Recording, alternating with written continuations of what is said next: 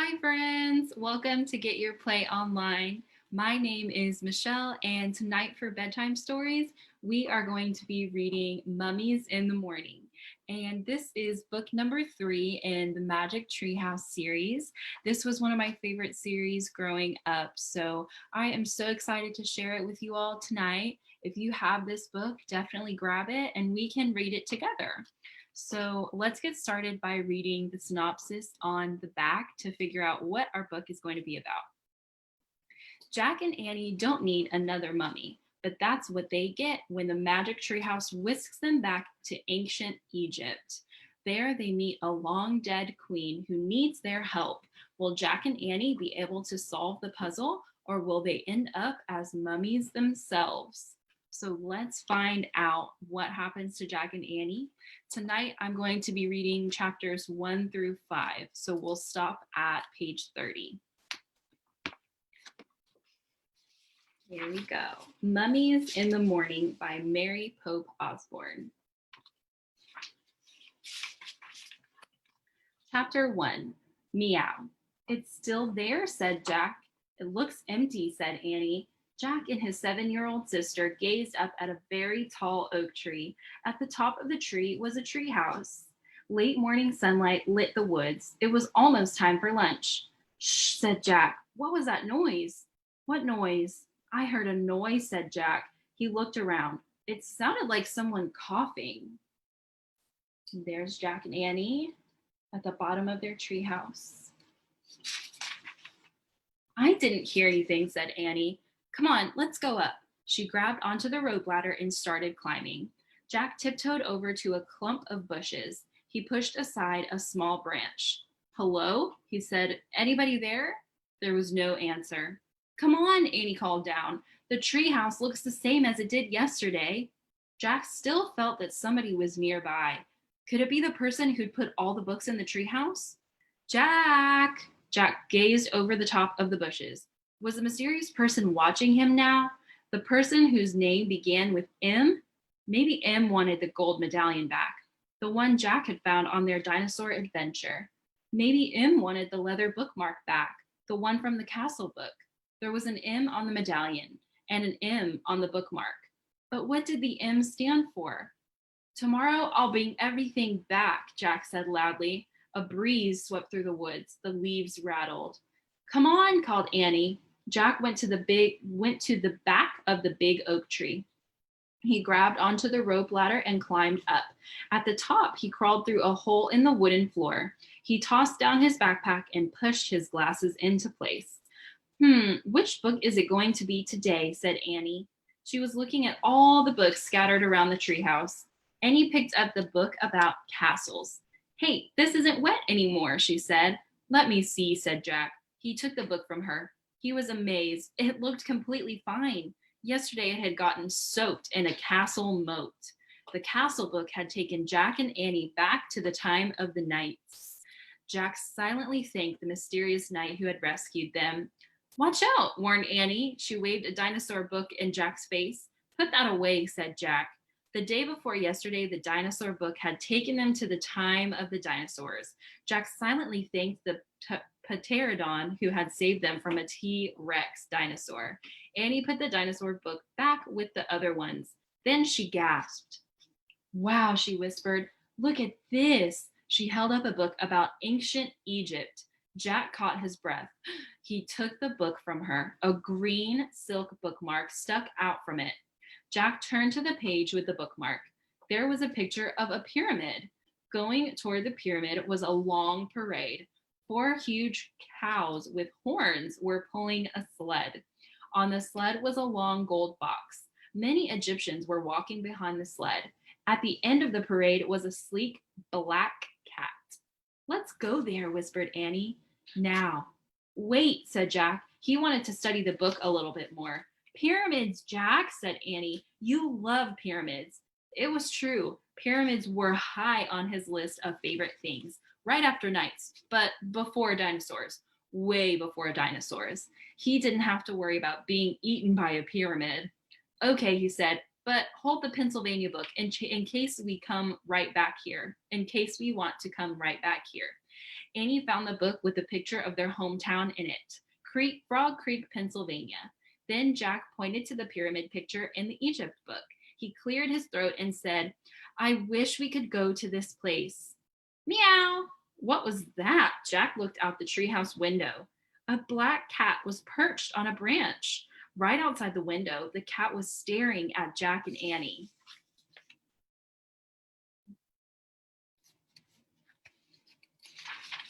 It was the strangest cat Jack had ever seen. He was very sleek and dark with bright yellow eyes and a wide gold collar. It's the cat in the Egypt book, whispered Annie. Just then the wind started to blow. The leaves began to shake. Here we go, cried Annie. The wind whistled louder and the leaves shook harder. Jack closed his eyes as the treehouse started to spin. It spun faster and faster and faster until suddenly everything was still. Absolutely still. Not a sound, not a whisper. Jack opened his eyes. Hot, bright sunlight nearly blinded him. Meow. Oh man, Mummies, Chapter 2. Jack and Annie looked out the window. The treehouse was perched on top of a palm tree. The tree stood with other palm trees, a patch of green surrounded by a sandy desert. Meow. Jack and Annie looked down. The black cat was sitting at the base of the tree. His yellow eyes were staring up at Jack and Annie. Hi, Annie shouted. Shh, said Jack. Someone might hear you. In the middle of a desert, said Annie. The black cat stood and began walking around the tree. Come back, Annie called. She leaned out the window to see where the cat was going. Oh, wow, she said. Look, Jack. Jack leaned forward and looked down. The cat was running away from the palm trees toward a giant pyramid in the desert. A parade was going toward the pyramid, the same parade from the Egypt book. And there's Jack and Annie right at the top, peeking out of the treehouse, watching the parade go toward the pyramid. It's the picture from the book, said Jack. What are those people doing? Asked Annie. Jack looked down at the Egypt book. He read the words under the picture. When a royal person died, a grand funeral procession took place.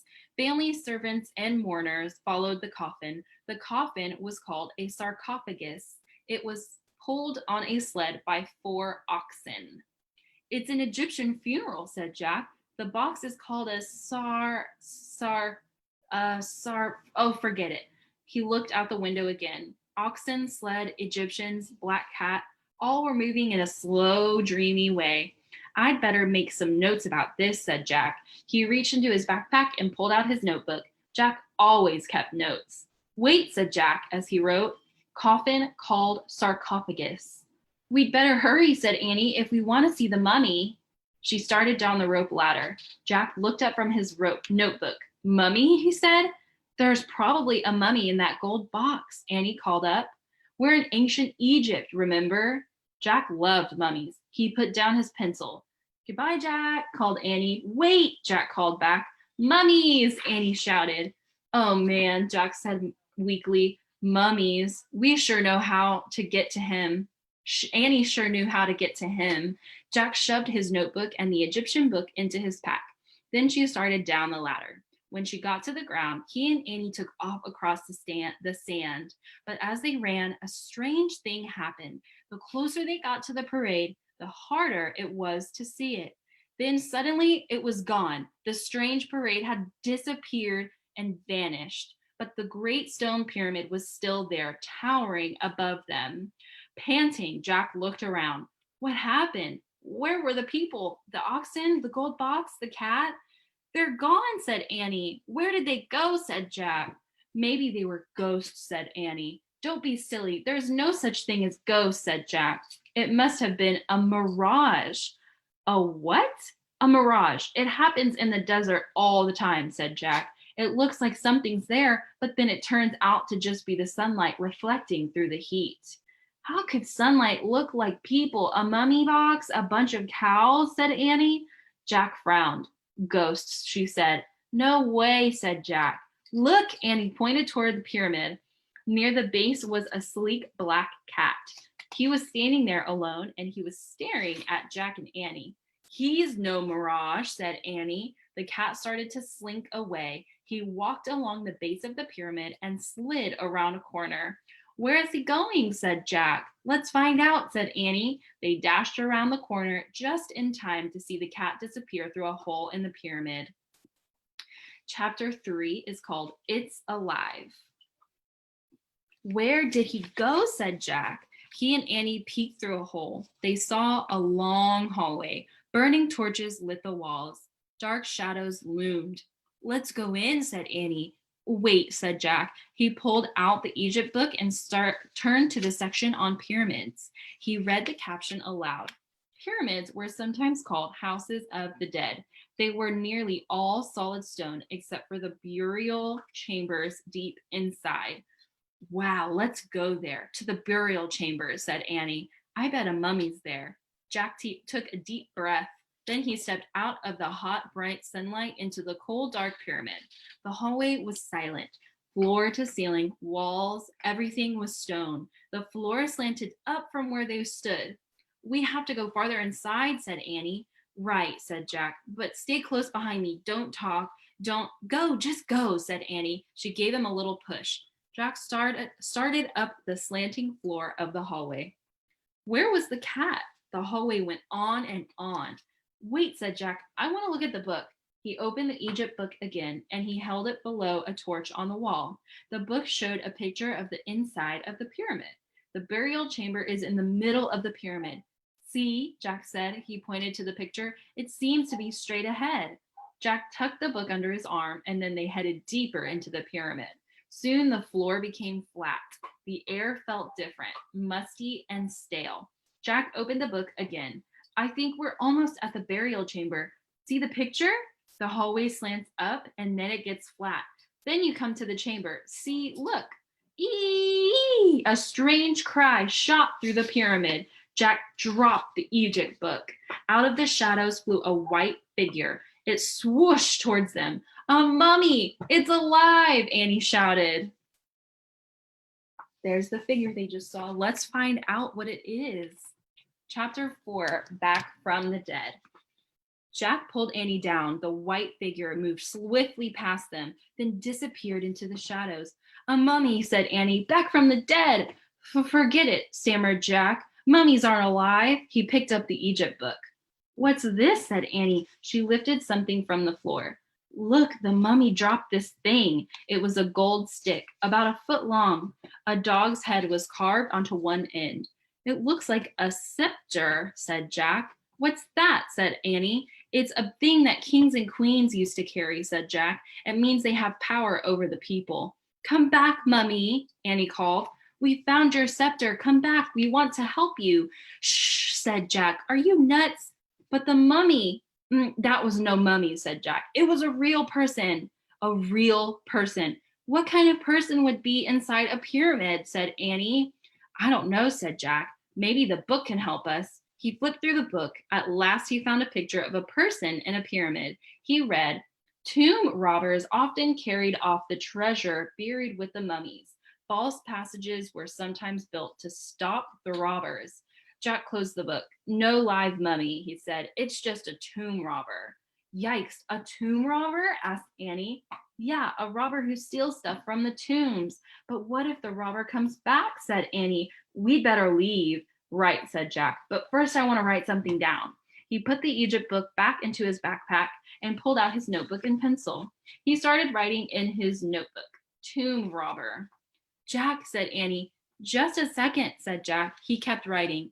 Tomb robber tried to steal. Jack, look, said Annie. Jack felt a whoosh of cold air. He looked up. A wave of terror went through him. Another figure was moving slowly toward them. It wasn't a tomb robber. No, it was a lady, a beautiful Egyptian lady. She wore flowers in her black hair. Her long white dress had many tiny pleats. Her gold jewelry glittered. Here, Jack, Annie whispered. Give her this. She handed him the gold scepter. The lady stopped in front of them. Jack held out the scepter. His hand was trembling. He gasped. The scepter passed right through the lady's hand. She was made of air. Chapter 5. This is the last one we're going to read tonight, friends. Let's find out about the Egyptian woman. A ghost, Annie whispered, but Jack could only stare in horror. The ghost began to speak. She spoke in a hollow, echoing voice. I am Hutepi, she said, Queen of the Nile. Is it true that you have come to help me? Yes, said Annie. Jack still couldn't speak. For 1,000 years, said the ghost queen, I have waited for help. Jack's heart was pounding so hard he thought he might faint. Someone must find my book of the dead, she said. I needed to go on to the next life. Why do you need the book of the dead? Asked Annie. She didn't sound scared at all. It will tell me the magic spells I need to get through to the underworld, said the ghost queen. The underworld, said Annie. Before I journey on to the next life, I must pass through the horrors of the underworld. What kind of horrors? Asked Annie. Poisonous snakes, said the ghost queen. Lakes of fire? Monsters? Oh, Annie stepped closer to Jack. My brother hid the book of the dead so tomb robbers would not steal it, said the ghost queen. Then he carved this secret message on the wall, telling me how to find it. She pointed to the wall. Jack was still in shock. He couldn't move. Where? Asked Annie. Here? She squinted at the wall. What do these tiny pictures mean? The ghost queen smiled sadly. Alas, my brother forgot my strange problem. I cannot see clearly which is close to my eyes. I have not been able to read this message for 1,000 years. Oh, that's not a strange problem, said Annie. Jack can't see anything either. That's why he wears glasses. The ghost queen stared in wonder at Jack. Jack, lend her your glasses, said Annie. Jack took his glasses off his nose. He held them out to the ghost queen. There's Jack and Annie looking at the hieroglyphs on the wall. She backed away from him. I fear I cannot wear your glasses, Jack. I am made of air. Oh, I forgot, said Annie, but perhaps you will describe the hieroglyphs on these walls, said the ghost queen.